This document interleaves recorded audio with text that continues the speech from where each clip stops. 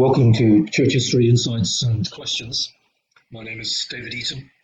I want to talk a little bit about the temple today, or temples, temple worship. It's a topical subject, so many temples being built.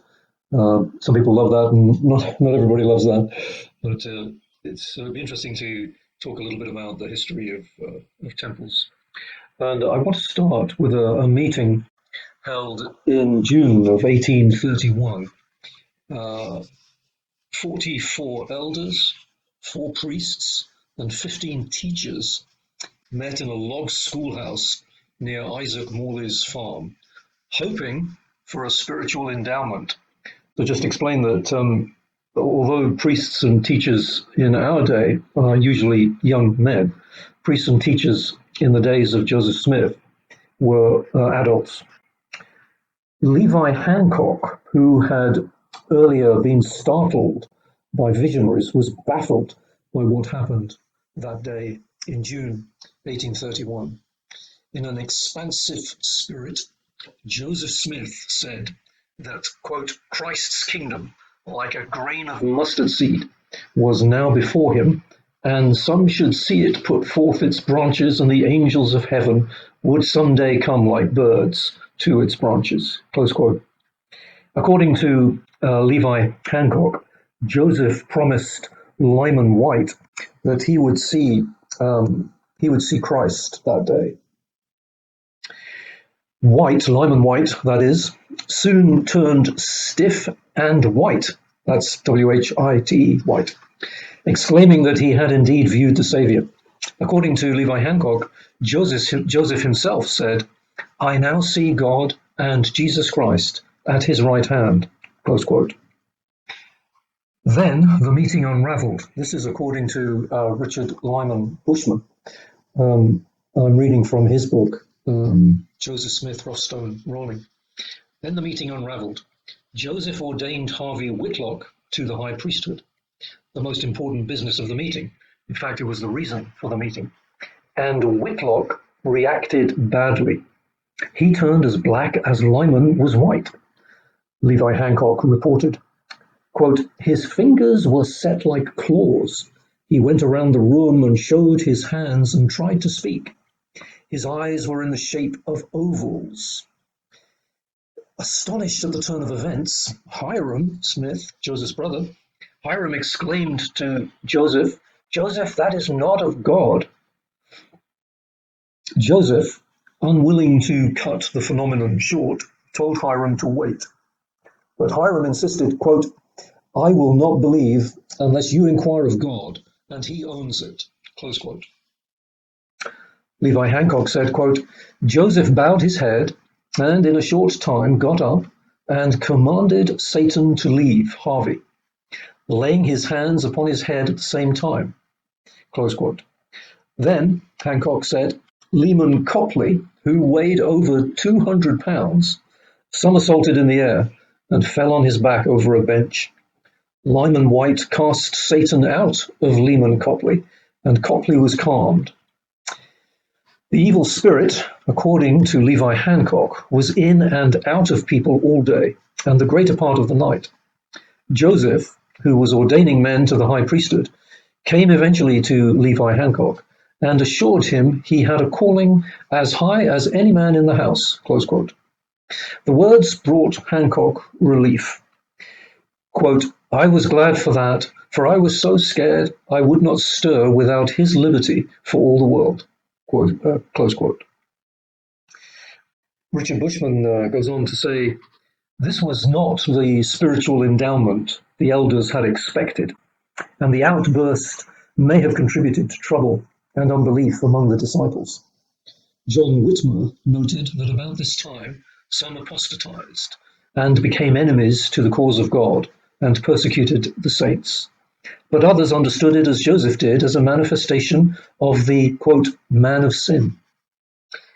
Walking back from the meeting, Levi Hancock heard Harvey Green, one of the possessed, say that he could not describe the awful feeling he experienced while in the hands of Satan. As John Whitmer reported in the minutes, quote, the Lord showed to Joseph Smith the design of this thing. He commanded the devil in the name of Christ, and he departed to our joy and comfort. Close quote. So that's taken from pages 156 and 157 of the book Rough Stone Rolling by Richard Lyman Bushman. I've read this book a couple of times, and I've got a lot out of it. However, a heads-up warning here. Some people who have left the church have cited Rough Stone Rolling as one of the reasons for leaving. They read things there about Joseph Smith that they hadn't known before, and it caused them to doubt that he was a prophet of God. It's a different subject, but at some time we should talk more about how we perceive prophets. Rough Stone Rolling is a very straightforward book, and it doesn't sort of hide its punches, as it were. It tells you as it is, or as Richard Bushman, who studied the subject probably more than almost anyone else on the planet has studied the subject of Joseph Smith. The beginning of so really why I wanted to start with that is because it shows how the early members of the church had been expecting a spiritual outpouring, a spiritual manifestation of great power, and it's probably true to say that they didn't really know what that meant. And it's easy for us in the 21st century to look back at the 19th century and say, well, this surely meant the temple. But at that time, the word temple hadn't been mentioned, and even at that time, the word endowment had only just been mentioned, and most people didn't particularly understand what the word endowment meant. They knew it perhaps as a gift, and it's also associated with insurance and so forth. So let's look at how temple building began in the restoration of the church. In the first vision that Joseph Smith received, or we should say in the various first vision accounts that Joseph Smith received, there's no specific mention of the temples. In Levi Richards' account on the 11th of June, 1843, quite a bit later, 23 years later, a diary entry after attending a meeting where Joseph gave an account of his first vision. The Lord tells Joseph, according to Levi Richards, that, quote, the everlasting covenant was broken. And also in the 1842 account, the Wentworth letter to John Wentworth, editor of the Chicago Democrat, that the fullness of the gospel should at some future time be made known unto me. The second, what we might refer to as the second vision, which is Moroni's first visit 3 years after the first vision. This is in 1823. Again, there's nothing specific about the mention of temples, but in that visit, Moroni does quote Malachi 4:5-6 about how the promises made to the fathers will be planted in the hearts of the living children, and how the children's hearts will then turn to their fathers. This could be construed as a reference to the temples, but it's not explicit. And then, of course, we come to the Book of Mormon. The translation of the Book of Mormon took place in 1829, and there are temples mentioned in the Book of Mormon. There's a quote from 2 Nephi chapter 5, verse 16. It quotes, and I, Nephi, did build a temple, and I did construct it after the manner of the temple of Solomon. Where Jesus appears to the Nephites in 3 Nephi chapter 9, verse 19. And so on. So there are references in the Book of Mormon, and as Joseph Smith was translating the Book of Mormon, which is another story for another day to talk about how that translation took place.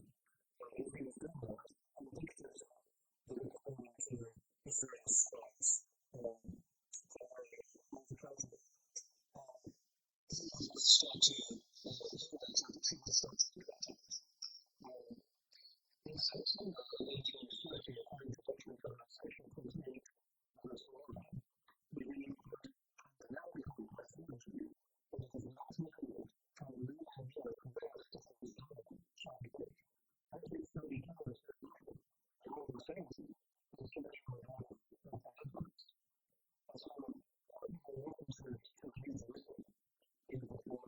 course, in the Doctrine and Covenants. And so the city of Zion is the New Jerusalem.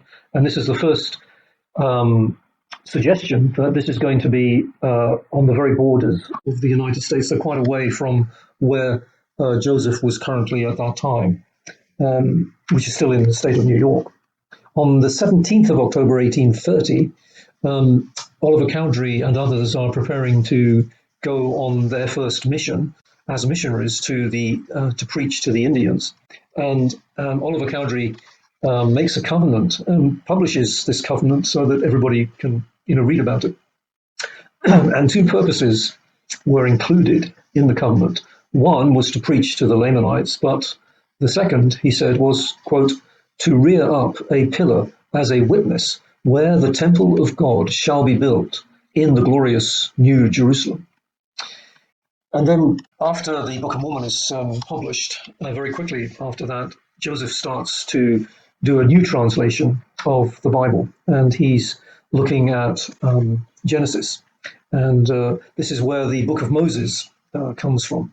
The prophecy of the Lord to Enoch is about the latter days. In Moses 7, verse 62, we can read, quote, righteousness will I send down out of heaven, and truth will I send forth out of the earth, to bear testimony of mine only begotten, his resurrection from the dead, yea, and also the resurrection of all men. And righteousness and truth will I cause to sweep the earth as with a flood, to gather out mine elect from the four quarters of the earth, unto a place which I shall prepare, an holy city, that my people gird up their loins, and be looking forth for the time of my coming. For there shall be my tabernacle, and it shall be called Zion and New Jerusalem.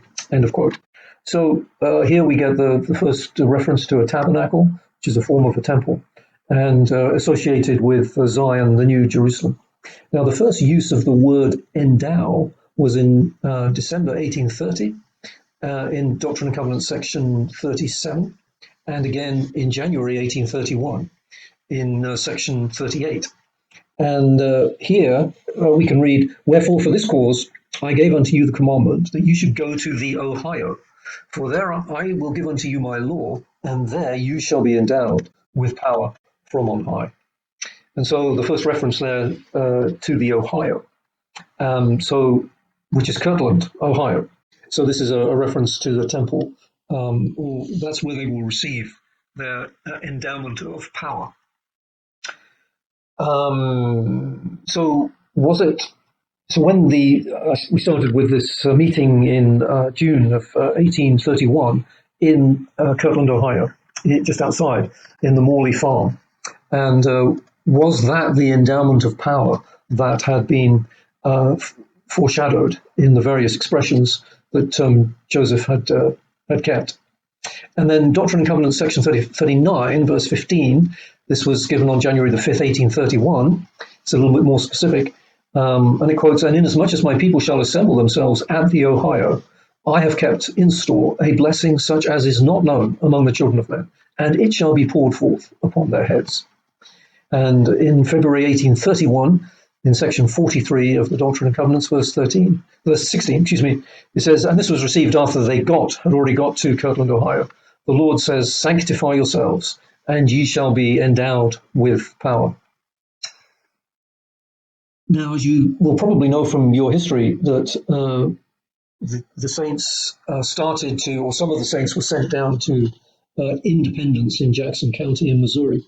And on July the 20th, 1831, we can read from Doctrine and Covenants, section 57, verse 3, which says, behold, the place which is now called Independence is the center place, and a spot for the temple is lying westward upon a lot which is not far from the courthouse.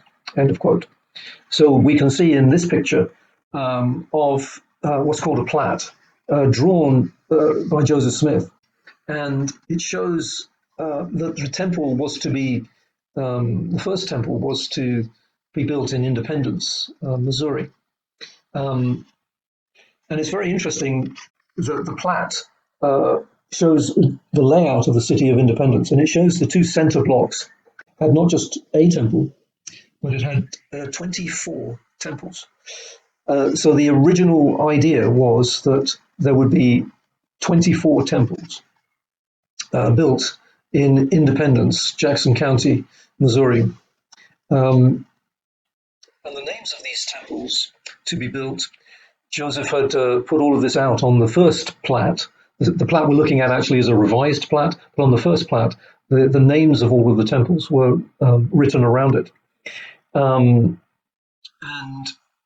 for example, numbers 10, 11, and 12 are to be called House of the Lord for the presidency of the high and most holy priesthood after the order of Melchizedek, which was after the order of the Son of God, upon Mount Zion, city of the New Jerusalem.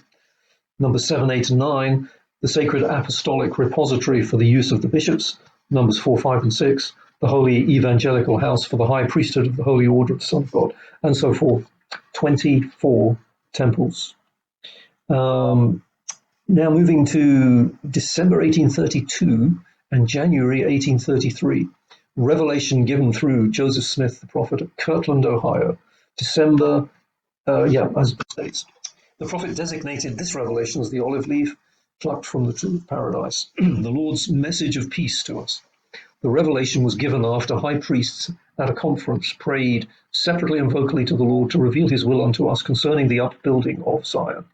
And then this very familiar verse, section 88, verse 119, quote, organize yourselves, prepare every needful thing, and establish a house, even a house of prayer, a house of fasting, a house of faith, a house of learning, a house of glory, a house of order, a house of God, close quote. And June the 1st, 1833, in section 95 of the Doctrine and Covenants, it says, quote, yea, verily, verily, I say unto you, I give unto you a commandment that you should build a house, in the which house I design to endow those whom I have chosen with power from on high. So, backtracking just a little bit, we mentioned the 24 temples in Independence, Jackson County, Missouri. They never got built, those temples. And so although that was intended to be the first temple, and then, but because of the persecution that the members of the church experienced in Jackson County, it was not possible for those temples to be built at that time. And so the Kirtland temple is being referenced in this verse that we've just read, section 95. And so the Kirtland temple, we've got a picture of the Kirtland temple, is the first temple that was built in this dispensation. And as you probably know, it was recently acquired by the Church of Jesus Christ of Latter-day Saints from the Community of Christ Church. And our thoughts go out to the Community of Christ Church for the massive loss it must have been for them to have given up the ownership of the Kirtland Temple, which had meant so much to so many of them. We certainly commiserate with them. And so we can look at a timeline now of these temples. So as I mentioned, the first temple was to be in Independence, Jackson County, Missouri, or I should say temples, 24 of them. It wasn't built. However, there is a temple in Independence, Jackson County, Missouri, but it's owned and administered by the Community of Christ. We can show you a picture of that temple. It's not like the temples in the Church of Jesus Christ of Latter-day Saints. It is actually open to the public, and anybody can go in. The Community of Christ don't have the same, or don't use temples in the same way that the Church of Jesus Christ of Latter-day Saints use temples. And then the second temple, as we've just mentioned, is Kirtland, and we've got a picture of the Kirtland Temple just to point out that was announced in December 1832. Construction commenced 5th of June 1833, and it was dedicated 27th of March 1836 by Joseph Smith. And only washings and anointings were performed in the Kirtland Temple. So although an endowment of power was mentioned as coming, that endowment of power had not at that time translated into what we now refer to as the endowment, or the Church of Jesus Christ of Latter-day Saints refers to as the endowment. That is a temple ordinance, but an endowment of power can be and is across a whole spectrum of things, including the washings and anointings, which is the first ordinance that was performed and the only ordinance that was performed in the Kirtland Temple. The third temple was again to be built at far west, Caldwell County, Missouri, once the members of the church had been driven from Jackson County. Caldwell County was their next home, and a temple was to be built there at far west.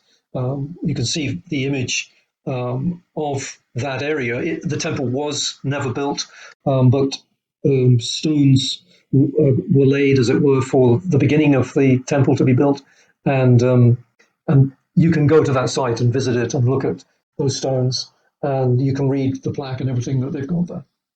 The fourth temple is now in Nauvoo, Illinois.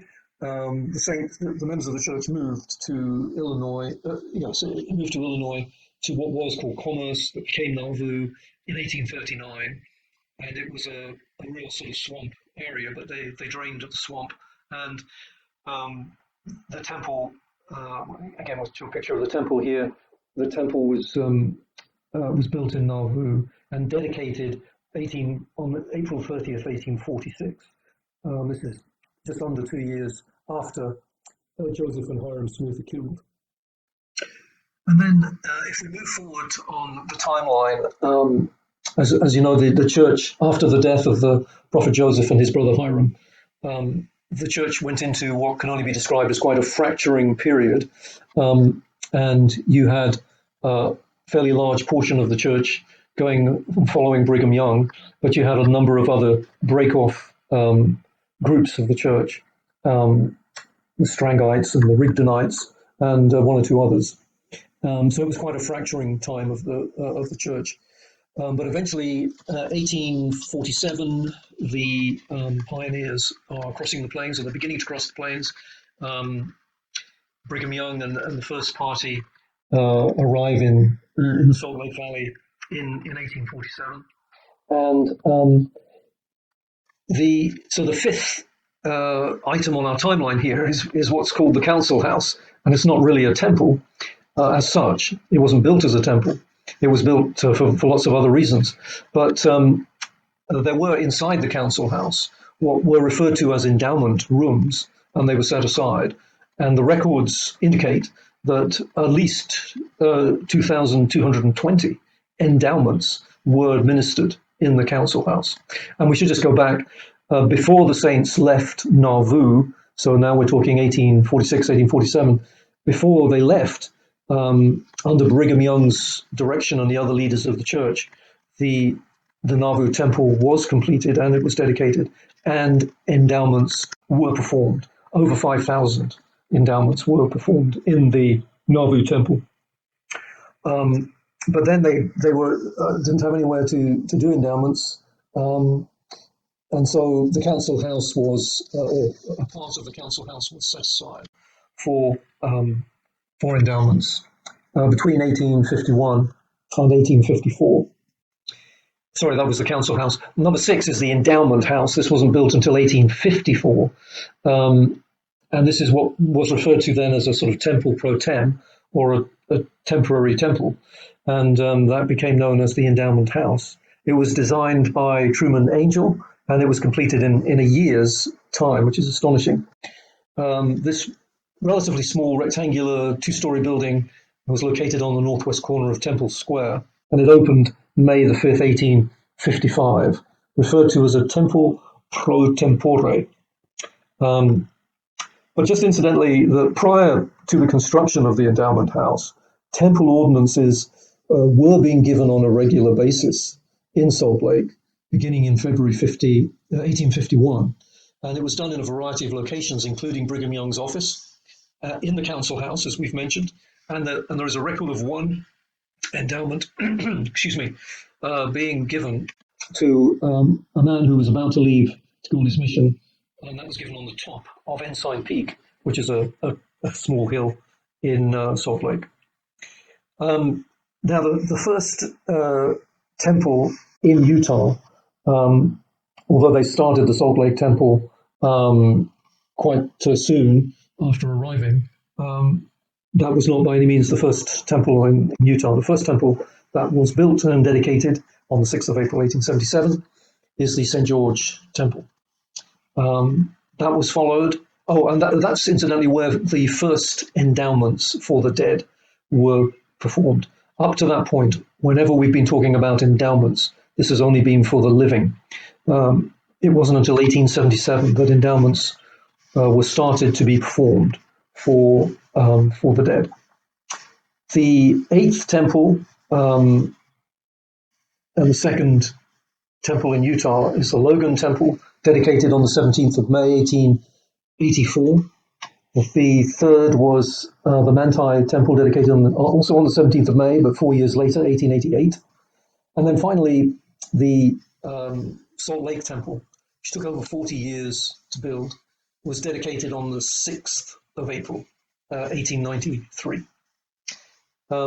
So much of that information has come from Richard E. Bennett, who's a professor of church history and doctrine at Brigham Young University. And a quick fact before we jump onto a couple of questions.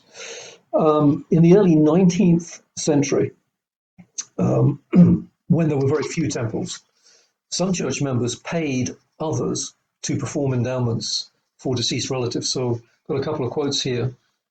This is taken from the Journal of Elder George F. Richards of the Quorum of the 12 Apostles. And on the 16th of February 1910, he writes, quote, Alice and I went to the temple and were endowed each for one, and I paid $9 to 12 men who also were endowed for one man each, and Alice and I were sealed for these 13 couples, and also for my uncle George Longstrop, my mother's brother.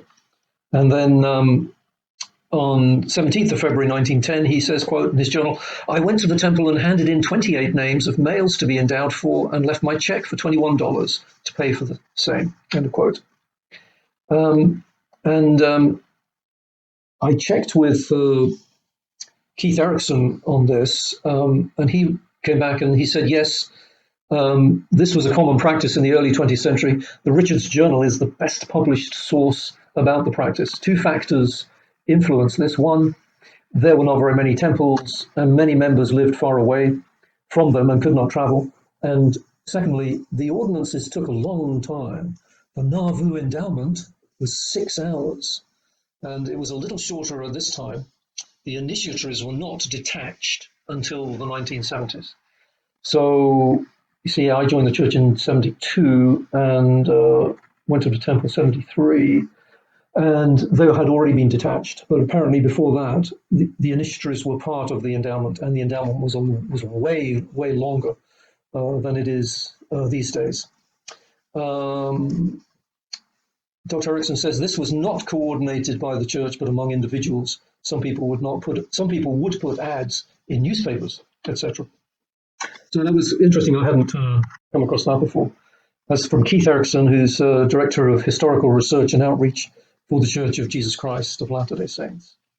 So a lot of people do have questions about temples, and temples can be a bit of a sort of polarizing situation, a little bit like Marmite. Some people absolutely love them, and some people are not quite so keen. And a question that came in was, why does the church continue to build temples when we have homeless people who are struggling to pay rent, grocery store deserts, and so many other problems that need space and funding in our society?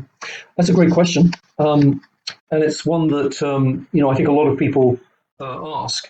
I suppose the question slightly implies that it's a bit of an either or, and I don't think that's likely to be the case. It's not an either or. You don't either build temples or feed the homeless. You obviously, you can do both. And the church is spending money on alleviating suffering and feeding the poor and helping people in lots of different ways. I think most of us are aware of that. Humanitarian relief and other aid from the Church of Jesus Christ of Latter-day Saints totaled $1.36 billion in 2023. That's according to the annual report that the church released on March the 23rd of this year, 2024. Another thing to bear in mind, I suppose, is to contextualize the kind of question: why does the church continue to build temples? Um, it is part of the DNA, really, of the church, and certainly is part of the DNA of the church leaders in their words, to bring the gospel to everybody, or the saving ordinances of the gospel to everybody throughout the world, wherever people live. Um, and interestingly, a quote from Brigham Young here. Um, he said this. Oh, it's in his the General Discourses on June the 22nd, 1856. He said, further to the need. Okay, sorry, wait a minute. Yeah, he said, quote, to accomplish this work. What does that mean, this work? Well, the work of the church to bring the saving ordinances of the gospel to all people. To accomplish this work, there will have to be not only one temple, but thousands of them. And thousands and 10,000s of men and women will go into these temples and officiate for people who have lived as far back as the Lord shall reveal. End of quote. So, temple building is a massive part of the church's philosophy and objectives and reasons for existing. And we have 350 at the moment, 191 of which are dedicated and in use, 50 are under construction, and another 109 have been announced. And it'll be interesting to see how and when these 109 temples are constructed. But I mentioned that temples are challenging for some people, beautiful and peaceful and wonderful for other people. I did some research last year when I received information from 111 people who had left the church, and I asked them about their feelings towards the temple, having left the church. And one lady who was baptized at the age of 8 and left the church at age 41 in 2020, she said, quote, the temple was traumatic for me, but I had to pretend to myself that it wasn't for 20 years. The temple was supposed to be peaceful, but it brought a lot of guilt and fear for me. End of quote. So the temple is a very beautiful and peaceful and wonderful place for many, many people. However, for some people, it isn't quite like that. And it has caused some people, it's been part of their reason for leaving the church. So it's just a very interesting subject, the temple, and it can be a little on the polarizing side. I have another question here that's come in, and this is about the height of temple spires. And the question says, the need for temples to have high steeples or spires has never, to my knowledge, been fundamental to practicing our religion or showing our faith. Why has this now changed? And does this mean temples without steeples of a certain height need to be modified to fit with new faith expectations? Well, it's another great question, and it's quite topical at the moment because there are, to my knowledge, at least 4 temples that are being built or are proposing to be built in areas in the United States where the community is a little bit divided. They're not, those who are opposed are not opposed to having a temple in the community, they hasten to point out, but they don't want the temple to be of the size and of the dimensions that are being proposed by the temple department, who are seeking planning approval to build the temples. So it's an interesting issue that has come up.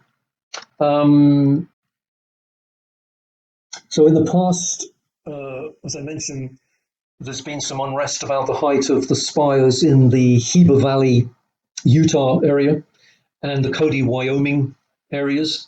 The Gila Valley, Utah is relatively recently, April, May 2024. And the Cody, Wyoming situation has been going on for over a year now, with back and forth community meetings and planning, zoning meetings. And more recently, unrest at the proposed McKinney LDS Temple in Fairview, Texas. The height of the spire, proposed height of the spire there is 170 feet, and the building height, as the planning zoning plan restrictions limit it to 35 feet. And so the proposal reflects a height that exceeds the 35 foot restriction. Historically, though, the town, this is in McKinney, Fairview, Texas, historically the town has approved higher building heights for religious facilities of varying degrees on a case-by-case basis. So it seems that the zoning regulations can be flexed for religious organizations who are building a cathedral or a church or a mosque or whatever. So, however, the community still, some people in the community are not happy about these ideas. In Lone Mountain, Nevada, zoning codes there specify buildings can only be 2 stories high, and the proposed temple spire is 240 feet high. This is very high. 240 feet is really high. And so the question, I suppose, going back to the question that came in, is that, the church is the reason the church is giving for the heights of these spires and steeples is that it is part of the worship and part of the religious experience for members of the church when they go into the temple, for these spires to be of a certain height. And it's the church is saying that this is very important. The questioner is questioning whether that really is the case, because they've never heard of that before. So a quote here from where is this from? It's from a talk given by David E. Sorensen of the 70, who served from 1992 to 2005. And he taught that temples symbolically and literally remind us and teach us about Christ and his Father.